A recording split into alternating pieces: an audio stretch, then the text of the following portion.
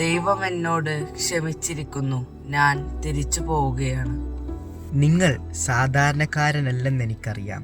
നിങ്ങളെ ഇവിടെ പിടിച്ചു നിർത്താനാവില്ലെന്നും എനിക്കറിയാം.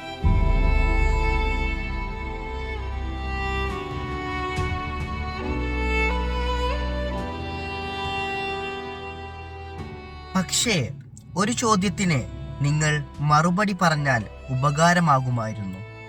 ഇവിടെ വന്നതിന് ശേഷം 3 തവണയേ നിങ്ങൾ ചിരിച്ചിട്ടുള്ളൂ. ഭക്ഷണം വിളമ്പി തന്നപ്പോൾ എൻ്റെ ഭാര്യയുടെ മുഖത്ത് നോക്കി നിങ്ങൾ ചിരിച്ചു. രണ്ടാമത് നിങ്ങൾ ചിരിച്ചത് ആ പ്രഭു വന്നപ്പോഴാണ്. ആ സ്ത്രീയും കുട്ടികളും വന്നപ്പോൾ നിങ്ങൾ 3ാമത് ചിരിച്ചു. എന്തുകൊണ്ടാണ് നിങ്ങൾ ചിരിച്ചത്? നിങ്ങൾ പറഞ്ഞത് ശരിയാണ്. ഞാൻ ഒരു സാധാരണക്കാരനല്ല, ഞാൻ ഒരു മാലാഖയാണ്. ഒരു ദിവസം ദൈവം ഭൂമിയിൽ പോയി ഒരു സ്ത്രീയുടെ ആത്മാവ് കൊണ്ടുവരാൻ പറഞ്ഞു. ഞാൻ സ്ത്രീയുടെ വീട്ടിലെത്തിയപ്പോൾ കണ്ട കാഴ്ച ദയനീയമായിരുന്നു. അവർ പ്രസവിച്ചിട്ട് അധികമായിട്ടുണ്ടായിരുന്നില്ല. 2 പെൺകുഞ്ഞുങ്ങൾ. എന്നെ കണ്ടപ്പോൾ അവർക്ക് കാര്യം പിടികിട്ടി. തൻ്റെ ജീവനെടുക്കരുതെന്നും 2 ദിവസം മുമ്പാണ് തൻ്റെ ഭർത്താവ് മരിച്ചതെന്നും ഇപ്പോൾ താൻ കൂടെ മരിച്ചാൽ കുഞ്ഞുങ്ങൾക്ക് ആരുമില്ലെന്നും പറഞ്ഞവർ കരഞ്ഞു. അവരുടെ കരച്ചിൽ കേട്ട് ഞാൻ തിരിച്ചുപോയി. സ്ത്രീയുടെ ജീവനൊടുക്കാതെ വന്നതിന് ദൈവം എന്നെ ശാസിച്ചു. തിരിച്ചുപോയി അവരുടെ ജീവനെടുത്തു വരാൻ ദൈവം പറഞ്ഞു. ഞാൻ ഭൂമിയിലേക്ക് പോയി ആ സ്ത്രീയുടെ ജീവനെടുത്തു. എന്നിട്ട് ദൈവം ഒരു കാര്യം കൂടെ പറഞ്ഞു. മനുഷ്യർ ജീവിക്കുന്നത് എന്തുകൊണ്ടാണെന്ന് നീ മനസ്സിലാക്കണം. അതിന് നീ കുറച്ചുനാൾ ഭൂമിയിൽ താമസിക്കണം. പക്ഷേ അവരുടെ ജീവനുമായി തിരിച്ചു പറക്കുമ്പോൾ അവരുടെ ആത്മാവ് എൻ്റെ കയ്യിൽ നിന്നും തനിയെ മുകളിലേക്ക് പോയി.